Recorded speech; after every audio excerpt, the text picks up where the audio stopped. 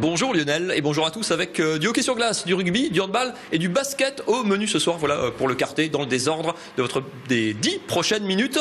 Notre invité Julien Chastanet, l'entraîneur manager sportif du rugby club de Strasbourg. C'est pour tout à l'heure. On va commencer par l'actualité de ce week-end. C'était samedi après-midi du côté de l'Iceberg, la patinoire de Strasbourg. Premier match de Ligue Magnus pour les joueurs de Daniel Bourdage qui recevaient Lyon et qui vont se retrouver menés au score sur ce premier but de la Berge. Les Strasbourgeois qui vont courir ou plutôt patiner après le score et égaliser grâce à Pierre Bouger, leur défenseur, à la fin du deuxième tiers-temps. Les Strasbourgeois qui vont faire la différence dans la toute dernière période. Plus frais physiquement, Sébastien Trudeau, le Canadien, slalom dans la défense et marque entre les jambes du gardien de Lyon. 2-1 pour les hommes de Daniel Bourdage qui vont même réussir à faire le break un tout petit peu plus tard sur ce tir dévié juste devant la cage par Julien Burger. 3-1 pour les Strasbourgeois. On pense que les Strasbourgeois vont se réserver enfin une fin de match un petit peu tranquille. Le hockey, ça va très vite. Une passe vers l'avant, une accélération pour les Lyonnais, un crochet et on vient battre Vladimir Jadlovski. 3-2. Il ne reste alors que 7 minutes à jouer. Les Lyonnais vont tout donner, sortir leur gardien pour être en supériorité numérique. Les Strasbourgeois en profitent et dans le but vide, Sébastien Trudeau, le Canadien, offre la victoire aux Alsaciens. Premier match en Magnus et première victoire pour les Strasbourgeois. 4-2. Les Strasbourgeois qui retrouveront leur glace de l'Iceberg ce mardi soir, Lionel, pour la Coupe de la Ligue.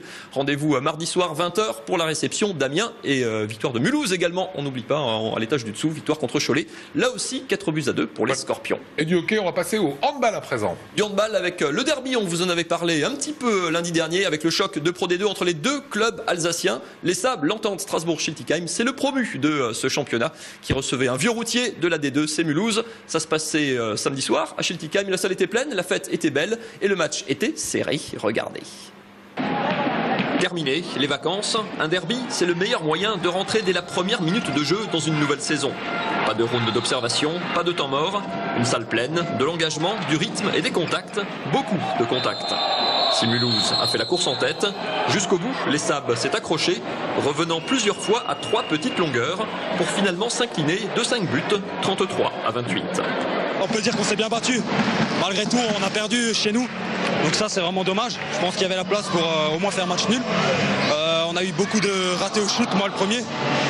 Les Barinois retiendront leur bonne entame de match et un collectif déjà plutôt bien rodé autour des anciens Célestadiens, Maxime Duchesne, Vladimir Ostarsevich et Arnaud Frépel.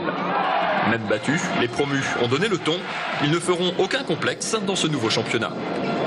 On a joué contre eux, j'ai envie de dire les yeux dans les yeux, c'est pas mal. J'ai rien à reprocher en termes d'investissement aux gars. Ils n'ont rien lâché, même à -7, ils se sont accrochés. On a fait avec nos armes, beaucoup d'envie. En face, les Mulhousiens étaient plutôt contents de se sortir d'un match qui sentait le traquenard. Avec quelques nouveaux joueurs, mais pour l'instant la même force que la saison dernière, l'attaque et le même chantier, la défense. Contraire des autres années, on ne va pas parler de placement cette année, on va essayer de prendre le maximum de points partout. On ne va pas compter sur les matchs à domicile ou à l'extérieur parce que l'année dernière ça nous a collé pas mal de soucis sur la fin de saison. Prochain test dès ce vendredi pour les Orinois qui reçoivent Ivry, le relégué de LNH, favori annoncé pour la montée. Et toujours en handball, premier match à domicile pour les handballeurs de Célestat qui reçoivent Istres ce mercredi soir au CSI. Et on passe à présent au rugby avec votre invité. Notre invité aujourd'hui, Julien Chastanet, le manager sportif du rugby club de Strasbourg. Manager sportif, ça veut dire super entraîneur, Julien, c'est un peu ça? Oui, on essaye. Vous avez repris votre saison en Fédéral 2, c'est la 4e division. Le rugby club de Strasbourg, c'est le meilleur club alsacien assez loin, on va dire. Première journée, c'était ce dimanche, victoire sur le terrain du PUC. Je vais pas être très sympa pour commencer. On va revenir un petit peu en arrière. Vous avez pris vos fonctions avec Benjamin Shaw, votre binôme, il y a tout juste un an. On est au mois de mai sur votre pelouse de Haute-Pierre. Regardez ces images. Une pénalité de l'équipe de Niort à quelques minutes de la fin. Vous avez été premier toute la saison. Les barrages, c'est en match aller-retour. Pour un petit point sur l'ensemble des 2 matchs, pour un point sur l'ensemble de la saison, vous ratez la montée en Fédéral 1. On voit souvent des images de joie. Il y avait une drôle d'ambiance ce jour-là à Haute-Pierre. Il y avait un silence terrible. Il y avait 2000 personnes, plus un bruit. Tous les joueurs, le staff prostré. 4 mois après, comment on digère, comment on se relève d'une telle déception? Oui, c'est une déception. Après, sur le coup, on était déçus, mais on reste des compétiteurs. Et si on refait le bilan de la saison, quand on a repris le club, ils avaient 18 défaites sur 18, 2 points de bonus seulement au défensif, au classement. Donc voilà, l'objectif premier qu'on avait mis en place avec les nouveaux dirigeants et dont Christian Lotte, le nouveau président, c'était une qualification. Donc tout ce qui arrivait après, c'était que du bonus, quoi. Vous avez beaucoup recruté pour cette saison. Le club a mis des moyens pour construire une équipe. C'est quoi, capable de monter? C'est l'objectif. Rejoindre la Fédérale 1, qui est une division statutairement amateur, mais quasiment professionnelle. C'est l'objectif, la montée cette année? Oui, c'est clairement affiché, c'est l'objectif. En plus de cet objectif, dirigeants, joueurs et staff, on s'est mis en plus en tête d'aller chercher ce titre de champion de France comme ambition. Et c'était un des faire-valoir pour faire venir autant de personnes au Rugby Club de Strasbourg. On voit sur les images votre victoire de hier après-midi, dimanche après-midi, grâce aux images de Mathieu Saint-Pic, victoire sur le terrain du PUC, 19-6, victoire... Seule la victoire compte, c'est pas... Il y a encore beaucoup de progrès à faire, c'est pas une victoire qui vous satisfait encore? Non, évidemment, on se satisfait pas de ça parce qu'il y a eu beaucoup d'approximations. Après, il y a eu sur la feuille de match, il y avait 11 nouveaux joueurs, donc forcément, il faut que le projet de jeu prenne.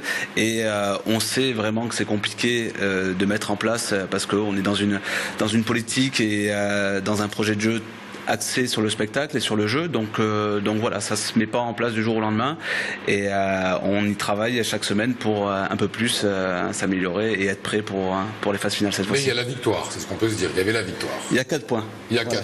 Il y a 4 points. Ce que je vous propose, c'est de faire un petit détour par le basket pour être complet sur votre actualité sportive. Il y avait évidemment cette équipe de France emmenée par Vincent Chellet, mais nous, ce qui va nous intéresser, c'est de retrouver la SIG qui termine sa préparation, qui terminait avec le tournoi de Mulhouse. Regardez.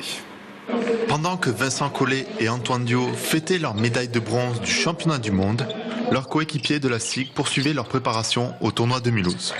Après une défaite contre le Bayern de Munich et une belle victoire samedi face au Panathinaikos, les Strasbourgeois se sont inclinés hier soir contre les Serbes de l'Étoile Rouge de Belgrade, une autre équipe qualifiée pour l'Euroleague.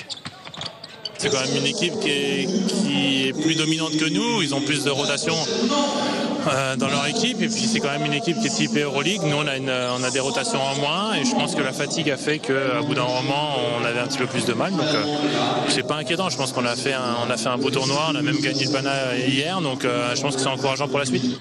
Durant le premier quart-temps, la SIG, en bleu durant cette rencontre, a bien tenu tête à ses adversaires. Dans le deuxième quart-temps, le match penche en faveur des Serbes, notamment grâce à Boban Marjanovic et ses 2,22 m.